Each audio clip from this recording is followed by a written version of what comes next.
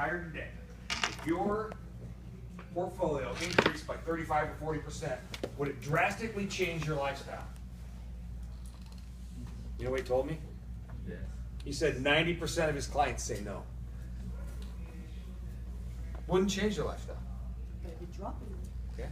Wouldn't hurt it any, but it wouldn't materialistically change things. Maybe he gets to take one more trip.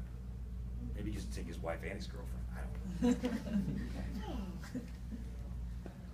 Then he asked them, but if your portfolio dropped 35 or 40%, would that materially change what your retirement looks like? He said 100% of them say yeah. All of a sudden, they might not have enough money to go to the country club or take that extra trip with their wife or take their grandkids camping or whatever, okay? So, you know, we kind of take that for granted, that up and down, okay? Now, that's an annual point-to-point. So we're going to talk about crediting methods in a little bit. That's an annual point-to-point crediting method, okay? Now, annual point-to-point, you get a beginning index, right? You get an ending index. The ending index is higher. You get up to whatever the cap is. All right? Everybody clear on that? Yeah. Look at this one. This is the same scenario, but we're using a monthly point-to-point. Okay? And I have agents tell me all the time, oh man, the only thing you can do is put people on a monthly point-to-point. It's the only thing that's ever going to make my client any money. Look at this. From 2004 to 2014.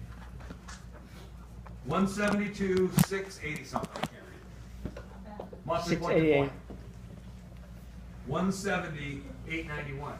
Was the monthly point-to-point that much different than the annual point-to-point? No. They're almost the same. They're almost the same. Why is that? They add that up. That's average out, right? They do average out. But the monthly point-to-point has more potential to get gain, right? Yep. But what else does it have the most potential to do?